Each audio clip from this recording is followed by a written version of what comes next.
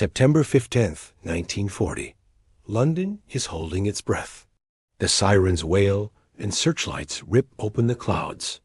People brace for the familiar thud of bombs. But tonight, something is wrong.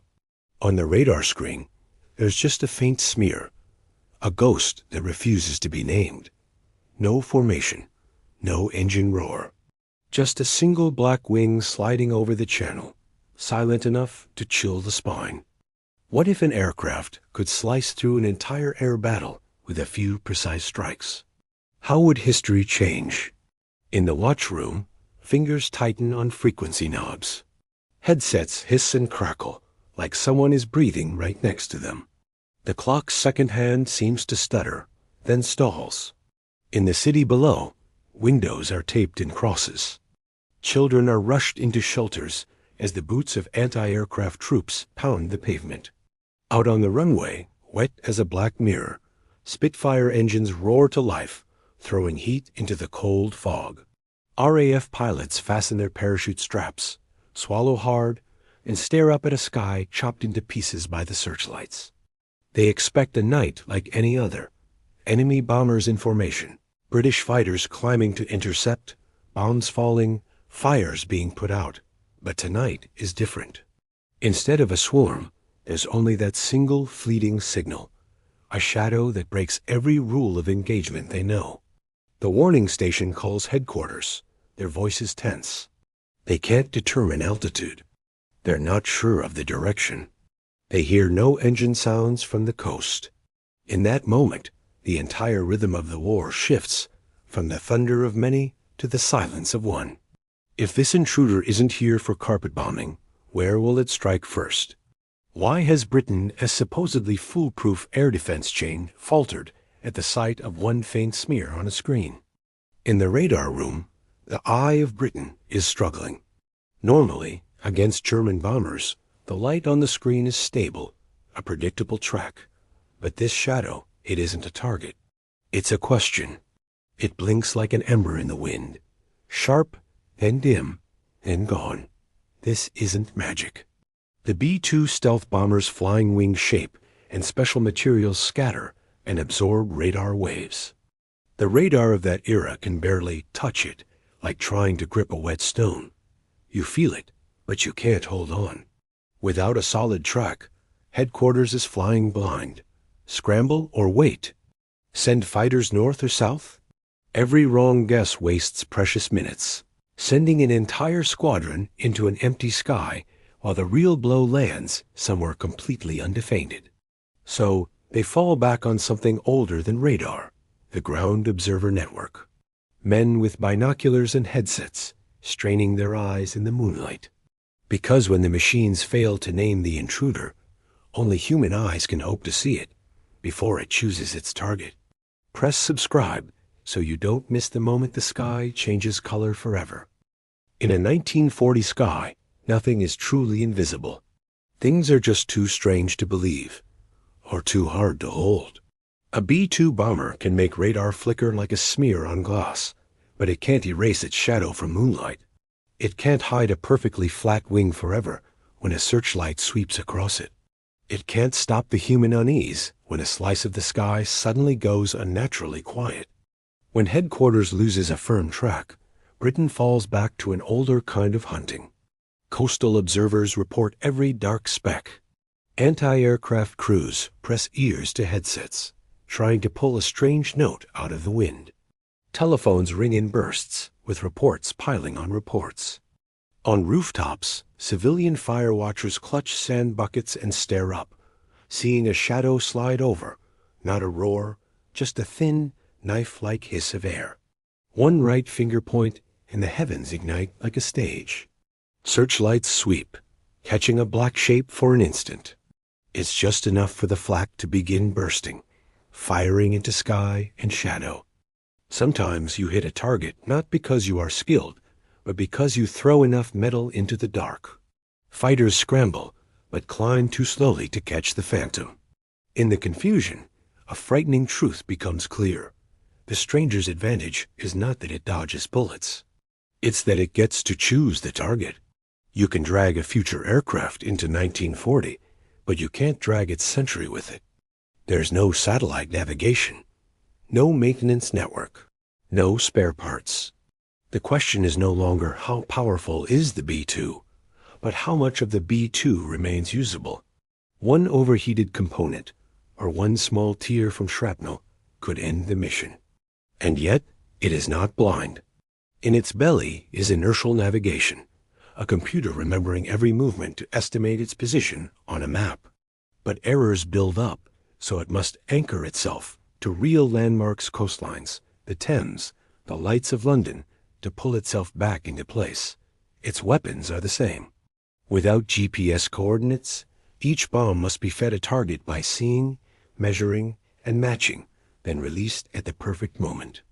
A small error in peacetime is just a number.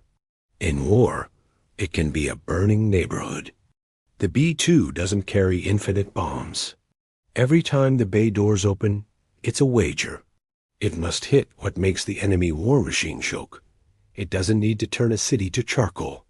It only needs to make the German bombing campaign lose its tempo, like an orchestra suddenly losing its conductor. To do that, it sees the battlefield as a nervous system. The first targets are radar stations, not to blind Britain forever, but to open a few timed holes.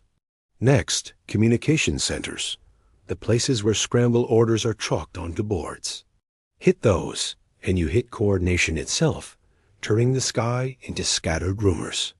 Then, fuel depots and taxiways, clogging the arteries of the Air Force. This is how a low-ammunition aircraft defeats a larger force, not by killing many, but by making the system fail to save itself. Destruction demands mass. Paralysis demands precision. You don't strike bone. You strike joints. And as the clock hand creeps forward, the stranger begins to step into its own operating theater. Thanks for watching. If you enjoyed this thought experiment, be sure to like and subscribe for more. 6:20 a.m. over the English Channel. The air is cold, mixed with salt. On a British radar screen, a single flash appears and then vanishes, like someone blinking in the night. It's a B-2 Spirit, a ghost from the future, skimming the edge of their observation lines. Its altitude makes anti-aircraft guns seem like distant sparks. It moves inland, not in straight, predictable lines, but with tiny, almost imperceptible changes in direction. There's no radio chatter, no trail of engine smoke, just the faint hiss of wind over its strange, flat body. By 6:35, the B-2 begins to see, in its own way, sweeping the ground with sensors, rebuilding a map from the coastline, river bends, and the few yellow lamps that pierce the blackout. At 6:50, its weapons bay opens. Several bombs drop with a cold, calculated rhythm, striking key targets, warning antennas, a control room. Then it moves on, slicing up runway edges and taxiways places where a single tear is enough to choke the entire scramble machine. From the ground, people see only brief, terrifyingly precise sparks. This isn't a rain of bombs, it's surgery. At 7:05, a searchlight catches the flat black shape for just a second. An observer shouts into a phone. Flak guns erupt, and fighters surge upward. But by the time they get there, the shape is gone, leaving behind distant blasts and a baffling emptiness. Across the channel, the German Luftwaffe switchboard lights up with frantic calls. Unknown target, flickering signal, cannot get altitude. The reports pile up, but none are certain enough to become an order. Bf-109 pilots are scrambled, but they're chasing a ghost that radar can't hold and the eye can only glimpse. By 7:25, the sky is a net of flak. Searchlights grasp at the shadow, but it slips away every time. On the ground, the German war machine is losing its rhythm. A fuel tank burns. A runway is crippled, jamming aircraft. A communication station goes silent. Bomber crews wait for orders that are now minutes late, their engines idling, burning precious fuel. The entire plan for the day's raid on Britain is unraveling. Airborne groups are diverted, others are grounded, and formations fall into chaos. High above, the B-2 has achieved its goal. The system is choking on itself. But this is where the cold reality of 1940 sets in. The B-2 is running low on fuel and weapons. A future aircraft does not bring the future with it. It cannot refuel. It cannot rearm. There are no technicians who understand its complex systems, no special hangars to hide it. Its stealth coating is fragile. A single piece of shrapnel can make it visible. The longer it flies, the more risks it takes. The enemy will adapt. They'll add more observers, change their tactics, and learn to fight what they can't see. This is a one-day miracle. The B-2 can save one night, break one raid, and buy Britain precious time. But it can't replace the factories, squadrons, and supply chains of a total war. It's a single shifted beat in the rhythm of history. But sometimes, a single beat is enough to save countless lives. If you want to hear how history tilts after this one incredible flight, comment with one word: continue. Thanks for watching, and don't forget to subscribe.